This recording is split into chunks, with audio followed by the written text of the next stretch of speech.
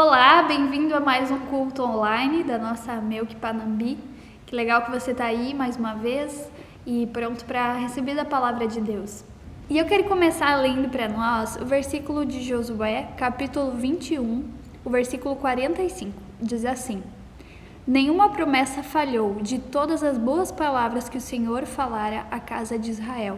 Tudo se cumpriu.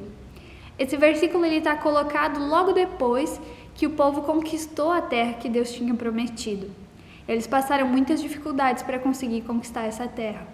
E diante das circunstâncias deles, vários deles desconfiaram de que Deus pudesse realmente dar essa terra a eles. Eles foram infiéis a Deus diversas vezes, e isso também poderia ter sido um motivo para Deus não cumprir as suas promessas.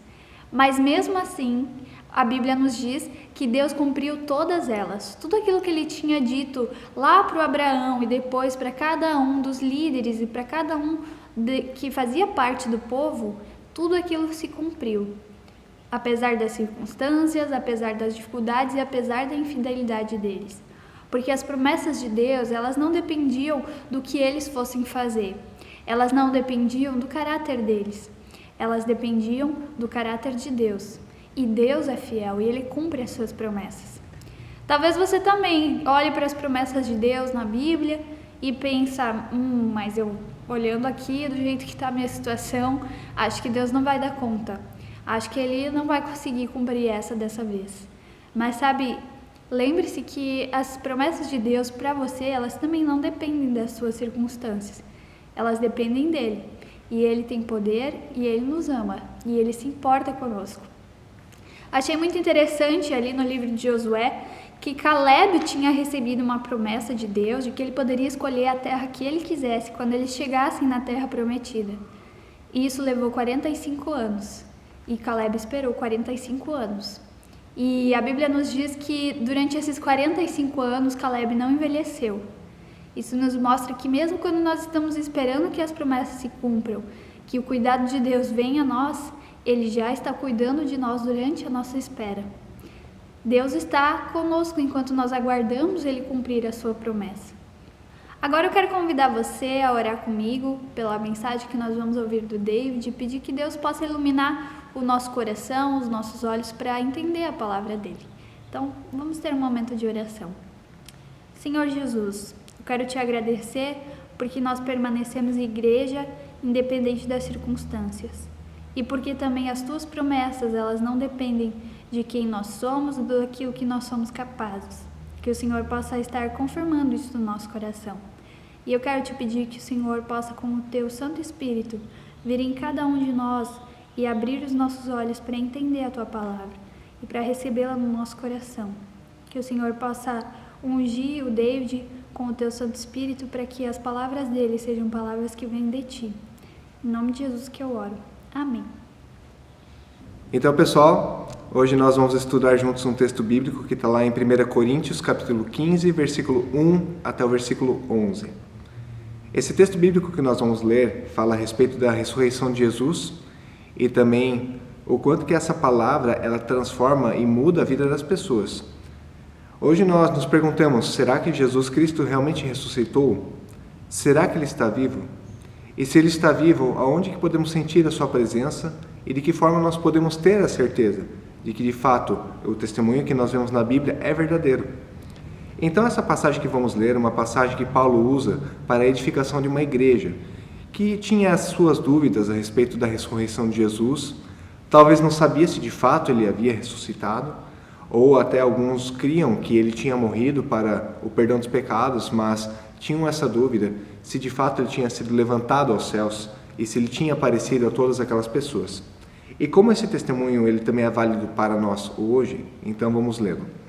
1 Coríntios 15, versículo 1 até o versículo 11.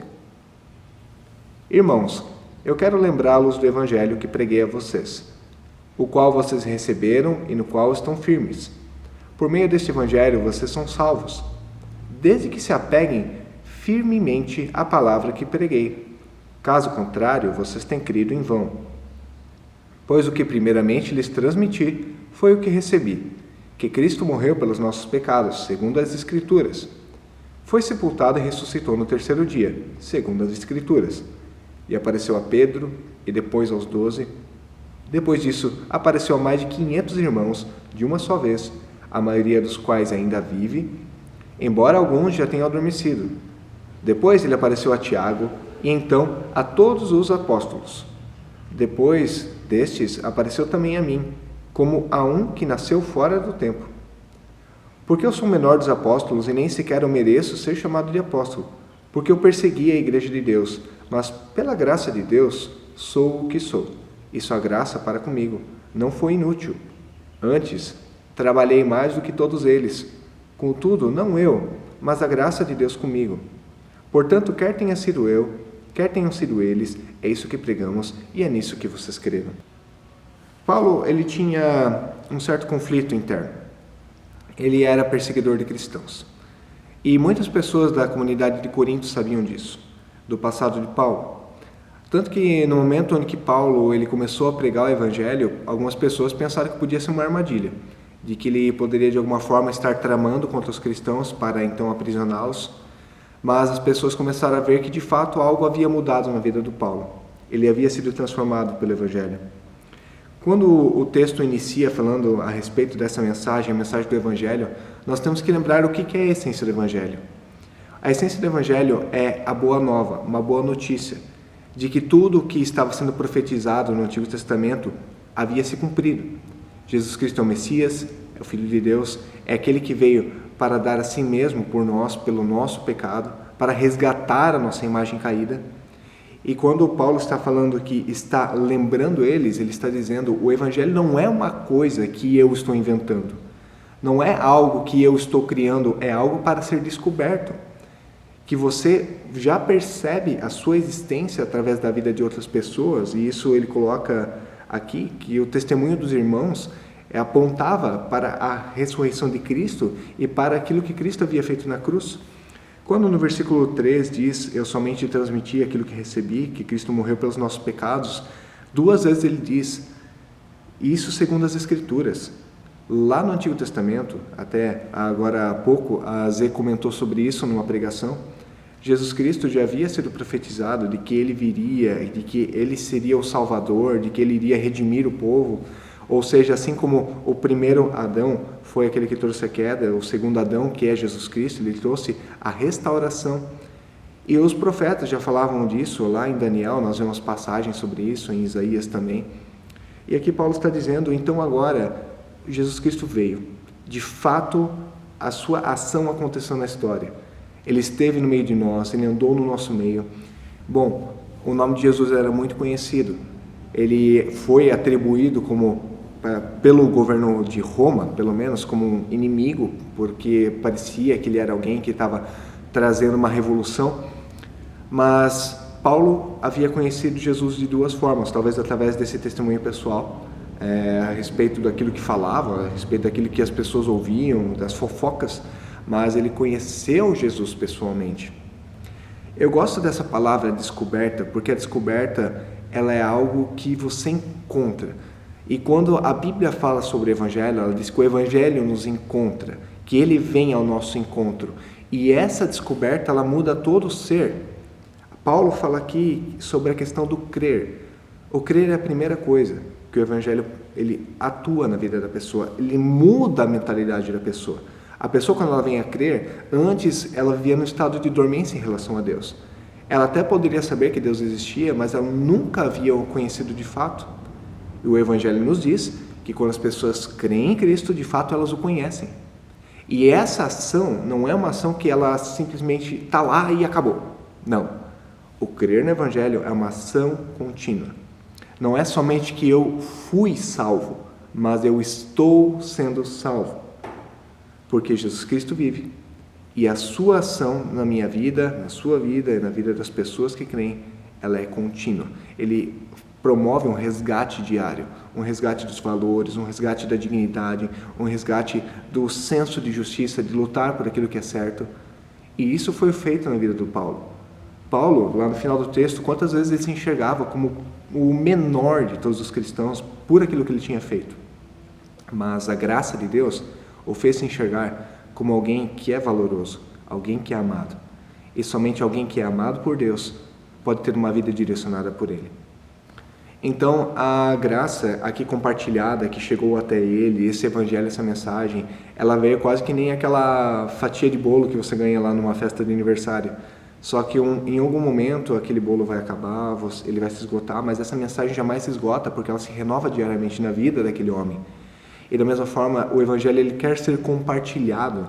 Ele não é uma coisa estática que ficou lá para trás, mas na vida das pessoas que são transformadas e renovadas, elas ganham mais um pedaço para compartilhar adiante, para levar a outras pessoas.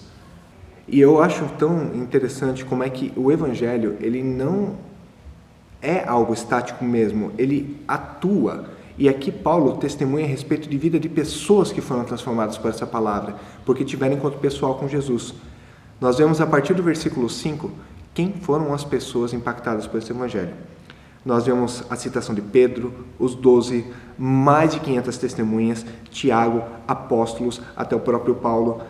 Paulo dá uma lista de pessoas transformadas por esse evangelho por causa do encontro com Jesus e mostra o quanto que as pessoas elas mudaram depois desse encontro, elas não permaneceram mais as mesmas. Bom, Pedro, se a gente for ler a história de Pedro, vamos ver um homem que era vacilante, que era medroso, que até se mostrava corajoso, mas no momento do vamos ver, ele acabou traindo o seu mestre. E depois que ele reencontra Jesus, ou melhor, que Jesus o reencontra, ele então tem agora uma promessa que vai fazer com que ele pregue essa mensagem, esse evangelho até a morte. Pedro não vive mais para si mesmo, ele vive para Cristo. E isso tudo porque ele teve encontro pessoal com Jesus. Aquelas 500 pessoas que viram a presença de Jesus eram testemunhas de que ele de fato esteve lá. Quando a Bíblia fala sobre testemunha, diz que para que um testemunho seja válido, 2 ou 3 pessoas precisam ter uma mesma palavra a respeito de um fato. E como temos aqui 500 testemunhas, até Paulo diz, as quais algumas até já morreram, mas muitas andam no meio de nós, ele está dizendo, essas pessoas que viram Jesus, pergunte a elas se de fato Jesus Cristo existiu, se ele esteve aqui no nosso meio, porque elas vão poder dizer isso, vão poder atestar de fato. Tiago, no texto, pelo que eu pesquisei, não é agora um dos discípulos de Jesus, mas o próprio irmão de Jesus, aquele que talvez não cria no seu irmão, que o seu irmão era o Messias, mas depois da morte de Cristo, o próprio Tiago teve um encontro pessoal com Jesus. E é dito que ele também se tornou evangelizador, porque Jesus Cristo ele veio para transformar também a sua família, e não somente as pessoas que estavam ao seu redor. Aos apóstolos, quando Jesus os encontra outra vez, e ele ascende aos céus, ele envia o seu Santo Espírito, para que eles, pelo poder de Deus, pudessem testemunhar e levar essa palavra adiante. E vejam só, Paulo, que era o grande perseguidor, se torna um dos maiores pregadores do Evangelho que nós conhecemos até hoje. Paulo teve a sua vida totalmente transformada por Deus. E isso mostra que Cristo está de fato vivo. Cristo, ele veio, ele ressuscitou, e a sua ação, ela é contínua. Se o Evangelho ele é pregado até hoje, depois de 2000 anos de história, nós podemos ter certeza de que essa palavra ela é viva, ela é eficaz. Se você hoje olhar para si mesmo, quem sabe você já foi transformado por essa palavra, já foi impactado. Eu acredito que o que Deus fez na sua vida não somente fez que você mudasse a sua mentalidade a respeito dele, mas que tu mudasse o teu direcionamento. Porque quando nós sabemos que existe um Deus, nós damos uma resposta a isso. Eu posso dizer a vocês mesmos, eu tive minha vida transformada por Deus. A minha conduta era sempre uma, a minha vida ela era voltada para mim mesmo.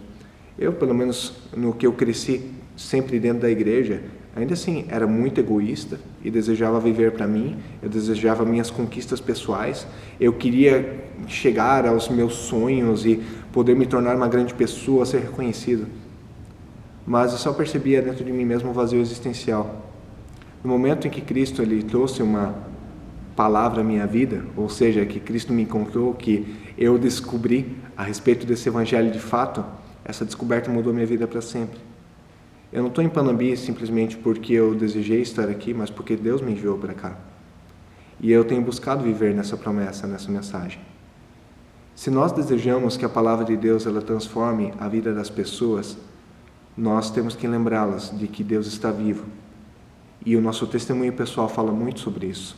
Por isso lá em Filipenses 2, versículo 13, está escrito que Deus opera tanto querer quanto realizar.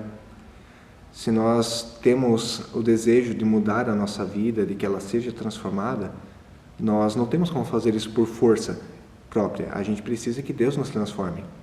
Como é que Paulo poderia ter sido mudado se não fosse pelo próprio encontro com Jesus?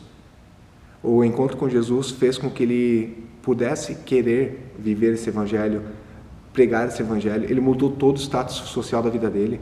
Gente, a mudança na vida de Paulo é tão grande. E se você talvez perguntar a outros irmãos que você tem ao redor, que mudança Deus fez na vida deles, vai ver tantas coisas que você vê que a pessoa tinha um potencial de viver a vida. Por exemplo, no caso de Paulo, ele era alguém que tinha uma autoridade muito grande, ele tinha muita influência e ele perdeu isso tudo depois que ele teve um encontro com Jesus. Perdeu a influência que ele tinha para as pessoas que ele amava, mas ele, a partir do momento que foi encontrado por Cristo, ele teve então uma influência para o Evangelho, que ainda hoje permanece. Aquilo que Paulo estava tentando construir com as suas próprias mãos ficou para trás, mas aquilo que foi construído a partir das mãos de Deus transformou sua vida para sempre. Então, algumas coisas eu aprendi desse texto bíblico. A primeira delas é que a ação do Evangelho ela é contínua. O Evangelho ele entra na cabeça de uma pessoa, transforma a vida de uma pessoa, para que a pessoa não somente seja salva, mas continue sendo salva. Porque Jesus Cristo se importa conosco. Além de nos dar o perdão dos pecados, Ele também quer nos restaurar, para que nós possamos ser imagem e semelhança de Deus. Para que você possa deixar de ter aquelas suas práticas que você tanto abomina, que talvez tu tanto odeia, para que aqueles teus vícios eles sejam lavados, levados embora, para que a tua conduta seja mudada. É para isso que Jesus veio, e é ali que Jesus quer operar na tua vida. A segunda é que Jesus, ele vive e existem evidências da sua ressurreição. E eu acredito que nós, hoje em dia, podemos estar também provando de que Cristo está vivo através do nosso testemunho pessoal. Por isso que o Paulo colocou aqui essas pessoas como peças fundamentais a respeito da ressurreição de Cristo. Se alguém tinha dúvida, era só perguntar para aquelas pessoas de fato viram Jesus. E Paulo disse que o encontro que ele teve com Jesus foi um encontro muito diferente dos outros. Ele se coloca como alguém que nasceu fora do tempo, porque Jesus Cristo o encontrou no momento que talvez ele estava se sentindo mais sujo, e talvez não foi na maneira como os outros o haviam visto, mas um fato é que as pessoas têm um encontro pessoal com Jesus, e aqueles que tiveram encontro pessoal com Jesus são as pessoas que são chamadas para levar essa palavra adiante. Sabe, muitas vezes a gente pensa que a gente tem que levar o evangelho ao mundo, que a gente tem que fazer as pessoas descobrirem o evangelho. Muitas pessoas já foram evangelizadas. Se você olhar para o Brasil mesmo, nossa, se fala de Jesus em cada canto aqui. Aqui na nossa quadra da missão tem quantas igrejas? Diversas. A questão não é o quanto que a gente está levando esse evangelho, essa palavra, mas o quanto que as pessoas lembram que Jesus Cristo está vivo de fato. Será que a nossa vida, o nosso testemunho é uma memória de Cristo? Será que a minha conduta lembra a conduta de Cristo? Será que a minha vida é uma vida dedicada a Cristo de fato? Porque o que mais falta nesse mundo são pessoas que estão mostrando a presença de Cristo através das suas vidas.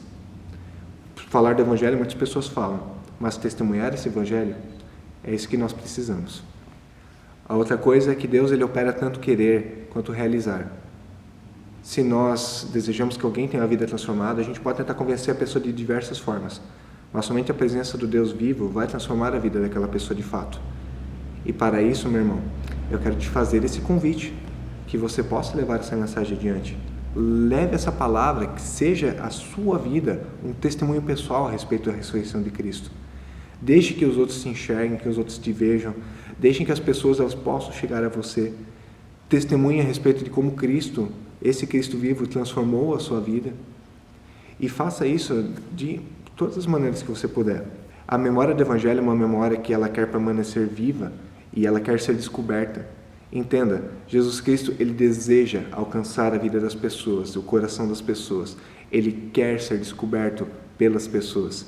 Ele está ao nosso encontro e, como diz a própria palavra, estou à porta e bato, e aquele que deixar que eu entre, este eu cearei com ele e ali farei morada. Porque Deus ele quer ter um relacionamento íntimo, pessoal conosco. O testemunho de Paulo a respeito da ressurreição de Cristo mostra o quanto que a presença de Jesus ela ainda está viva e ela continua existindo em nosso meio. Mas às vezes falta a nós somente um momento como talvez os discípulos tiveram com Jesus quando eles estavam voltando lá do caminho de Emaús, Jesus falando da palavra, falando do evangelho, falando das escrituras, os discípulos ouvindo isso depois da ressurreição de Cristo, mas eles ainda não haviam reconhecido de que era Jesus que estava do lado deles. Mas foi no momento do partir do pão que eles descobriram que eles estavam na presença do Senhor o tempo todo. Às vezes a gente fala da palavra, fala do evangelho, argumenta, e o nosso argumento está correto, ele é certo. Mas o partir do pão é fundamental. Estar vivo com as outras pessoas, permitir que a vida de Cristo, a presença de Cristo, ela possa rodear até os nossos momentos mais simples, desde o teu trabalho, as pessoas com quem você está, as pessoas que estão aí contigo na tua casa, os teus amigos. Tantas maneiras de nós estarmos vivendo esse amor, de estarmos demonstrando esse testemunho. O nosso testemunho, ele é a ação que nós estamos vivendo, é o nosso dia a dia. Deixe que sua vida seja vista, deixe que as palavras de Cristo, elas fluam através de ti e viva esse evangelho. Faça com que as pessoas percebam, Jesus Cristo vive e Ele vive dentro de ti e deseja viver na vida das outras pessoas. Eu creio firmemente nessa palavra, eu creio firmemente nesse evangelho, porque ele transformou minha vida. E eu tenho certeza que essa mudança ela é real. E eu tenho certeza que Deus ele tem um plano muito grande para a tua vida, que Ele também deseja transformar as pessoas que estão ao teu redor. Se você ainda não veio a crer nesse evangelho, eu quero convidar você a conhecer mais desse Deus. Busca o Senhor. Como diz a palavra bíblica, buscar-me-eis e me achareis quando me buscar de todo o coração. Busque o Senhor com todas as suas forças e tenha certeza, Ele está vivo e Ele quer falar a ti hoje. E aí Deus ele vai com certeza trabalhar o teu querer, Ele vai te ajudar a realizar coisas novas, assim como Ele também tem feito na minha vida, também desejo que Ele faça na sua e muito mais. Para que assim como Paulo teve a vida transformada por essa graça tão grandiosa, que você também possa talvez olhar para o seu passado e ver o quanto que você era pequeno, mas ver o quanto que você se tornará grande. Jamais fique triste, assim como Paulo talvez também tenha ficado, de pensar, mas a minha vida até aqui, ela foi uma vida horrível, ela não valeu a pena. Eu com certeza me arrependo muito das coisas que aconteceram. Mas saiba que nessa pessoa que você é, Deus quer trabalhar coisas muito maiores e Ele vai te restaurar e te botar de pé. Vamos orar? Senhor Jesus, eu peço que Tu cuide do nosso coração. Que a Tua palavra ela fale a cada dia na nossa vida e através da nossa vida. Que seja, Senhor, o nosso testemunho, algo que vai, de fato, falar a vida de cada pessoa que está ao nosso redor. Viva em nós, Senhor, trabalhe em nosso coração, assim como Tu a cada dia está nos salvando, nos ajudando e nos ensinando a viver. Eu peço que Tu possa entrar no coração de cada brasileiro, de cada pessoa deste mundo, e fazer com que essas pessoas, Senhor, se voltem para Ti. Que sejamos, Senhor, o testemunho da Tua palavra, da Tua presença, de que o Senhor é real. Nós nos entregamos a Ti, Senhor, nos entregamos em Tuas mãos e pedimos que Tu cuide de nós. Amém.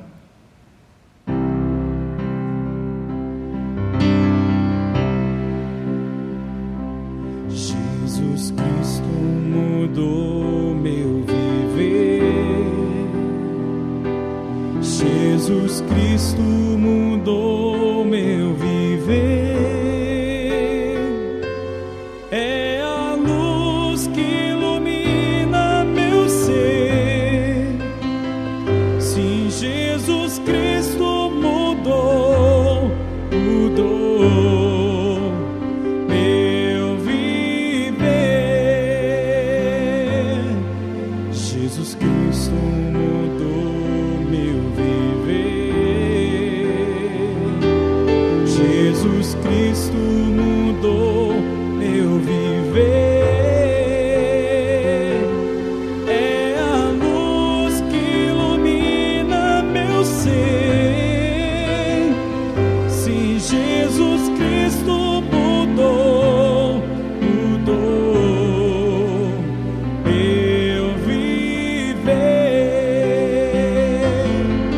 Diferente hoje é o meu coração. Diferente hoje é o meu coração.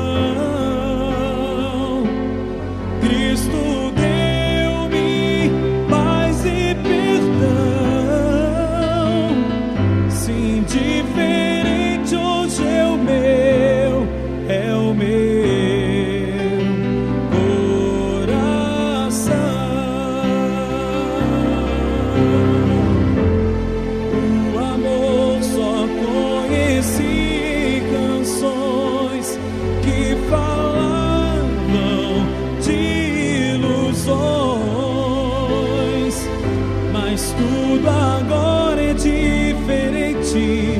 Cristo fala com a gente, pois Cristo deu-me o seu amor. Jesus Cristo mudou meu viver. Jesus Cristo mudou meu viver. É a luz que ilumina meu ser. Se Jesus Cristo mudou meu viver. Diferente hoje é o meu coração. Diferente hoje é o meu coração. Cristo deu-me paz e perdão. Sim, diferente hoje é o meu coração.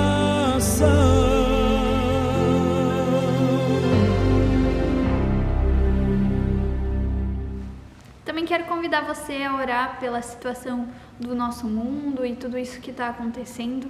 Nós temos um Deus que ouve as nossas orações e, como o David falou, Ele está vivo e Ele pode fazer e agir em nosso favor. E por isso nós queremos colocar agora algumas situações nas mãos dEle, crendo que Ele também vai ouvir e tem poder para agir nessas situações. Então vamos orar. Senhor, nós queremos colocar nas Tuas mãos a vida de cada um da nossa comunidade, Senhor. Pedir que Tu possas estar guardando a sua saúde, Pai. Tu sabes de cada dificuldade, Senhor, que cada um de nós tem enfrentado. E nós queremos Te pedir que o Senhor possa consolar aqueles que precisam de consolo, que possa animar, Senhor, os que precisam de ânimo. Possa dar a cada um, Senhor, aquilo que é necessário para permanecer firme, sabendo que o Senhor está com cada um de nós. Pai, eu quero colocar nas Tuas mãos também o nosso governo e pedir, Senhor, que Tu possas dar sabedoria às nossas autoridades. Eles têm decisões importantes a tomar cada dia, Senhor, e nós precisamos que o Senhor dê sabedoria a eles, para que as melhores decisões sejam tomadas. Senhor, guarda cada um deles e direciona o nosso governo, Pai. Também quero pedir, Senhor, que essa situação desse vírus que tem afetado as nossas vidas, que o Senhor possa tomar o controle, assim como já tem, e nós sabemos disso, e possa, Senhor, fazer com que esse vírus não tenha mais influência sobre os nossos dias e que também não afete mais a saúde das pessoas, Senhor. Que Tu possas agir nesse sentido e que também toda essa situação, Senhor, possa mostrar que Tu és Deus e que Tu tens o controle de todas as coisas. Que o Senhor possa trazer restauração e possa trazer arrependimento, Senhor, para a nossa nação. Também queremos Te pedir por chuva, Senhor. Nós precisamos, Pai, que a chuva venha e o Senhor conhece as nossas necessidades. Por isso nós colocamos isso nas Tuas mãos, esse pedido, Pai. Em nome de Jesus, que nós agradecemos pela Tua palavra, agradecemos porque o Senhor é um Deus vivo e que se revela a nós. Que o Senhor possa abençoar as nossas famílias e guardar a nossa semana. Em nome de Jesus que oramos. Amém. Desejo a você uma abençoada semana, que Deus possa te usar e que você possa ter a força que vem dEle, a capacidade que vem dEle, para testemunhar que Ele é um Deus vivo e que Ele é um Deus presente, que vem ao nosso encontro e transforma a nossa vida. Que Deus te abençoe.